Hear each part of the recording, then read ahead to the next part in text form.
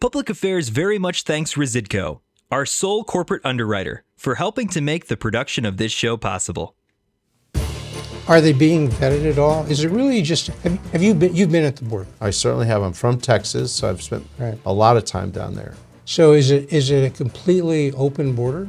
Do people just walk across? Yep, I would say so. I would say that they walk across and they're welcomed by our own government. So we're paying our taxes, which goes to pay the salary of my opponent. We paid him almost $2 million from our pockets to him to make us secure. Is that too much to ask? Forget about crime and inflation and so many other problems we're having. If they can't keep us safe and secure our border, without a border, we don't have a country. And right now, we don't have a border. I am not a politician. The hats I wear say no more career politicians. The whole notion of people being politicians for life and making a living and making money at our expense and to our detriment is something that I abhor. And frankly, Raja is, he's guilty of that. He's got $17 million of lobby money, and who knows where that money comes from. That's cash on hand right now? That's cash on hand, $17 million. That's more than 3 times what anybody else in Illinois has.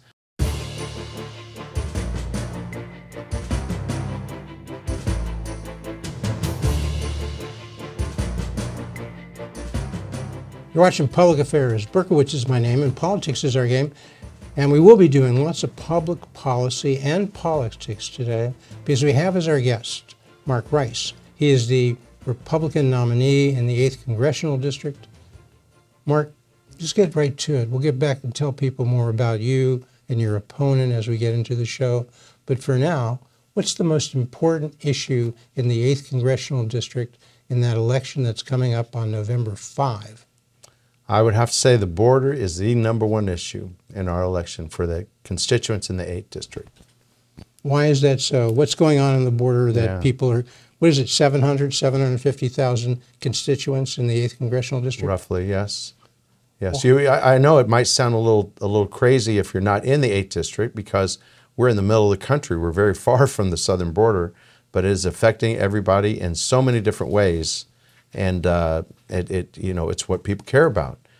Just walking here, Jeff, I had to walk through. I got married at the Standard Club. You remember this old Standard Club just down the street, Plymouth Court? Right. Now there's 2,000. It was a beautiful club. Now there's 2,000 illegals living in the Standard Club, almost all of them from Venezuela, which nothing wrong with that, nothing wrong with those people. But I can tell you that they had over 500 police calls, 911 calls, and police visiting the Standard Club just in last year. So that's more than 1 a day where there's some kind of violent crime going on, some type of a problem going on. And they are out, and it is happening, and it's affecting people on a daily basis. Not to mention how that ties in with fentanyl deaths, how that ties in with crime that's happening related to that, and how upset so many people are that they're getting all these free benefits, whereas our veterans and our homeless and our American citizens are being neglected. So the big picture, you mentioned the 8th and how that's affecting it, and parts of Chicago are actually in the 8th. Mostly the 8th Congressional District is the far western suburbs of Chicago, right? Yes. But the big picture in the country, yep. What was the numbers, and however you measure it, what were the numbers of illegal immigration, say, under Trump? And then what has it been under Biden, roughly? Big numbers. Big numbers, it's gone up 5 times. Under Trump, it was under control, and Tom Homan, who's somebody that endorses me, and I can't wait to get him back in there as the border czar. He was the head of ICE, and my whole, for my campaign, what people say and what I say, I'm proud of it, is bring back ICE, vote for Rice. We've got to take control of our southern border, and the fact that we are not is so evident for anybody to see, and my opponent has been in office basically during that whole time. So he was there for the 4 years of Trump. His name is Raja. We can get into that later. And then he's now been in there for 3 more years, or 3.5 years under Biden, and we've seen basically an under control border where we knew who was coming across, we vetted these people, and the numbers were manageable, to something completely out of control, completely unmanageable, and who knows who some of these people are that are coming over. It's very scary, and it's a big issue. Are they being vetted at all? Is it really just, have you been, you've been at the border? I certainly have. I'm from Texas, so I've spent a lot of time down there. So is it a completely open border? Do people just walk across? Yep, I would say so. I would say that they walk across and they're welcomed by our own government. So we're paying our taxes, which goes to pay the salary of my opponent. We paid him almost $2 million from our pockets to him to make us secure. Is that too much to ask? Forget about crime and inflation and so many other problems we're having. If they can't keep us safe and secure our border, without a border, we don't have a country. And right now, we don't have a border. Well, does Raja talk about this? As you say, he's been there for the 4 years of Trump, now the 4 years of Biden. Is it something he has town meetings on? He solicits views on illegal immigration? You hear him talking about that? He talks about it just like Kamala Harris talks about it, which is crickets, nothing, because it's complete embarrassment. And with Mayorkas and all the news that comes out, now people can see. The media wants to keep it from me, but like I said, just walking over here, I walked by the Standard Club. There were police cars out front. My own son, you actually know one of my sons, that he actually got mugged by 3 of these illegals here. They sprayed mace in his eyes. I think he'll be okay. But I mean, it is affecting everybody on so many different levels. And it's just so insulting that we're not only welcoming these people, but we're paying money that we do not have to clothe and house and educate and on medical. And it's just so hurtful that it's become a big issue, and it's something that I talk a lot about. While, to answer your question, my opponent can't talk about it because it's on his watch. He can't say anything because he's wedded to the Biden policy? Yeah, he actually worked for Biden and Obama during their campaign. So he's part of that whole group. When Obama ran and won, he was one of his campaign workers here. And then when he won, he went into the White House and was a staffer. So he is quite tied in with Obama, Biden, now Harris. And yeah, he votes pretty much 100% with those guys. And as you know, they might talk a little bit. We hear a lot of talk out of Washington, but they don't do a darn thing. And in terms of the border, that's what they've done. They've opened it wide open, and we have ways to fix that. We can fix that right away. As soon as we win this next election, this is just common sense. But for now, it's open. Somebody wants to come here, so they what's come the right fix? across. What's the fix? If you were talking to the next president of the United States, whether it's I have Kamala spoken Harris to or the whether next. it's Donald Trump. Well, I've spoken to him. His name's Donald Trump. Yeah, and what would you tell him, or what Well, I would don't he even say? have to tell him because we're in sync on this. You reinstate Title 42. You reinstate this Remain in Mexico policy. So if people want to come to this country, we welcome immigrants. We're a country of immigrants, but that will stop the flow along with securing the border, just enforcing the laws that are on the books. We don't even need a lot of new laws. We just need enforcement, which we do not have. And in doing that, you stop the flow. Now, there's another issue which I touched on, which is fentanyl is killing 110,000, mostly American children, mostly young people. And I've been to 4 of those funerals myself. This is not something that happens somewhere else to somebody else. This is happening.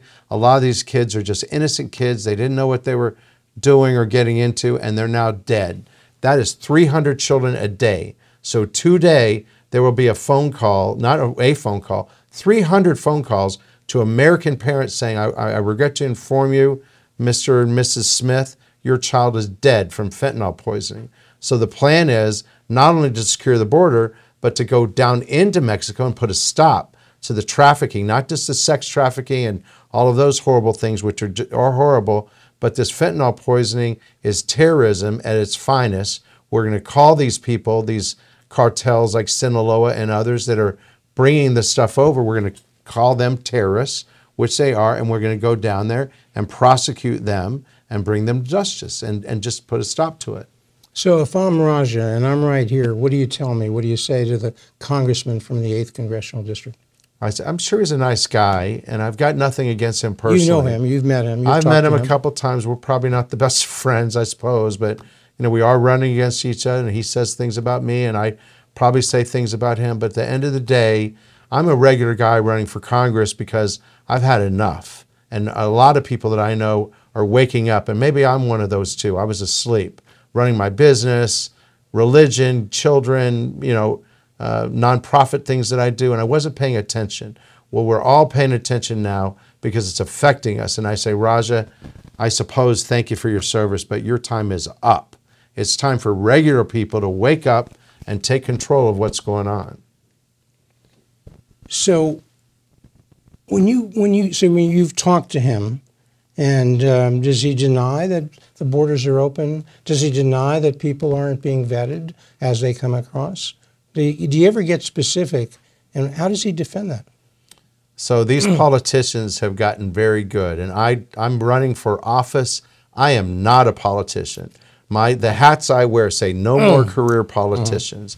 The whole notion of people being politicians for life and making a living and making money at our expense and to our detriment is something that I abhor. And frankly, Raja is, he's guilty of that. He's got $17 million of lobby money, and who knows where that money comes from. That's cash on hand right now? That's cash on hand, $17 million. That's more than 3 times what anybody else in Illinois has. So he is quite the successful entrepreneur at getting money, and money is really at the root cause of what's wrong with our country right now. These politicians. Okay, so what does he say in response to the specifics? No, they don't say anything. He doesn't defend it. They do the little dipsy-do. They talk about something else, or they blame it on Trump. Anytime there's a problem that is on their watch and it is their fault, and maybe their lobbyists are giving them money to keep the border open. But they basically blame Trump or blame somebody else, certainly not themselves. So maybe we could get him here, you could have a conversation. Nice, yeah. You'd like to do that. A little back and forth, respectful. That'd be great. I would love it. He could answer these questions. I'm very respectful to Raja, but I can't help but be angry. And what really makes me mad is when politicians, Raja, Harris, all of them, they say, well, okay, the border's a mess. Then maybe they'll freely admit that. But they say, just reelect us and give us another shot, and we're going to fix it. I mean, fool me once, shame on you. Shame on me. Shame on you. Excuse me. Fool me twice, shame on you. So we've got to change that mentality. We need to put people in there that are just talk to you like you're a person, not like you're. I frankly think that most politicians don't think we know what we're doing. They think that they call us the great unwashed. The unwashed masses. Okay. So we've covered illegal immigration. Yes. Number 2 issue? Number 2 would be crime, which is related. But here in Chicago, for example, and our district, the 8th, starts in the city of Chicago and then goes out to the west suburbs. And crime affects everybody. It doesn't matter if you live in the suburbs or the city. I was living out in Glencoe, out in the north suburbs. And even in my own house, we had 2 cars stolen at different times from a gang. We live across from the Glencoe golf course, and this super safe, what people think is a safe suburb. They caught a couple of them, so we know they were gang members, actually from the south side and west side of Chicago. But the crime that's in the city, which is just scary, I mean, it's off the charts. We know, for example, that crime is up significantly, and the politicians and the media even will try to trick you by saying that crime is, it's down, because the rate of increase is lower. I mean, that's just numbers, but the fact is there's more crime than ever. There's more gun violence on really every way, and it's not just in the city, it's out in the suburbs, and businesses are leaving because they're being robbed, and their lives are being destroyed with all this crime, and we're not supporting the police. Our prosecutors are not prosecuting. Kim Foxx is a disaster. So what can you do? What can you do about supporting the police if you're a congressman? I mean, is it the bully pulpit? What do you think you would do if you were there instead of Raja about crime? That's a great question. Thank you for asking, because Raja, my opponent, and many others, they do nothing. They do less than nothing. What they try to do is try to just tell you over and over that things are good, that there is no crime, or that crime is somehow being improved. And they think you'll believe it, but most people don't. Raja would say there's no crime anywhere. Does he admit there's substantial crime in the city of Chicago? I've heard him admit a little bit of that, but it's always with, but things are getting better. But we've got this program and that program. For instance, we were on a call just yesterday. He was on a call, and we were listening in about gun, what we could do about gun control. And some of their ideas are so far left-leaning that they just are missing the mark completely. I think it's really what maybe a poll says. Did they talk about the arrest rate in Chicago? They can't talk about that. They can't talk about the fact that if you commit a crime in Chicago and really the environs, you have only about a 5% chance of getting convicted, arrested, convicted. Arrested. Forget the convicted. 5% of them are arrested. Right, so 95% of them get away with it. Without even going further, if they're not arrested, they're not going to be convicted. You've got no chance. And then after that, though, when they do get arrested, the police officers that I talk to, and we really support the police, and we're all about supporting the blue and all that. But anyway, their biggest complaint is they're not allowed to do their job. In fact, I will give you just one little story. I was over by where was I? Next to the Wrigley Building. Very nice area, lots of tourists. And a guy comes up to me and my daughter and my dog Milton, who's named after Milton Friedman, and says, "I'm going to blank kill you," and to me and my daughter. And then he says, "And then I'm going to kill your blanking dog too." That's pretty horrific.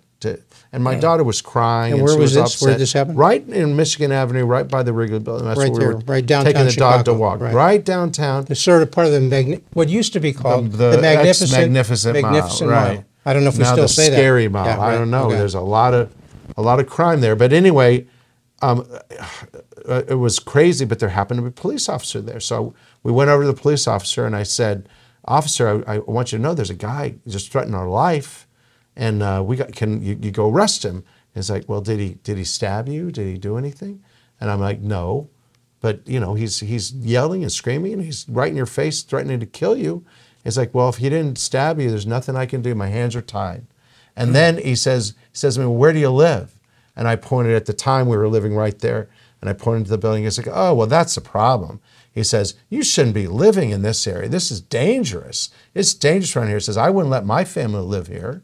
And then I got to talking to him more. This is right downtown Chicago. Yeah. Right downtown. What used to be one of the nicer areas of Chicago. One of the nicest in the world. Right. We have the most beautiful city in the world, actually. And the cop is telling you shouldn't live here. The policies that the police have to follow do not enable them to keep us safe. And that police officer, who, by the way, is voting for me, because I got to know him a little bit, but so we can vote. That's something we can do to try to change this policy. But until we get rid of the Kim Foxes of the world who won't prosecute, or Mayor Johnsons of the world who really are on the side of the criminals instead of on the side of the citizens, we're not going to have a city to live in. So this spills over to the 8th because people in the 8th Congressional District often work in Chicago. They want to visit Chicago. They want to enjoy the many benefits of Chicago. So they care about crime in Chicago. They do, but it's not just that, Jeff. Crime is out in the suburbs, like I said. It spills over there. And the border crisis. These immigrants, they're out in the suburbs by the hundreds. In Cook County, even by the thousands. 8th District.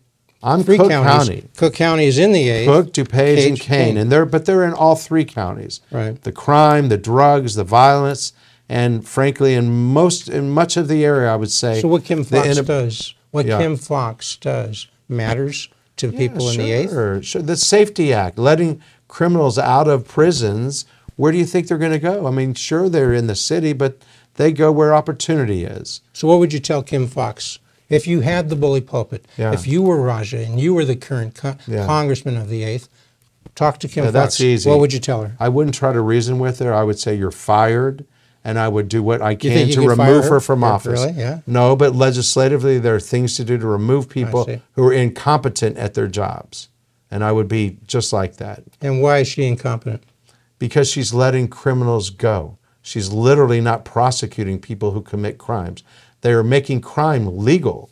And how scary is that to live in a city where it's legal to commit crimes? It's legal to go up to my daughter and say, "I'm going to kill you and your dog too."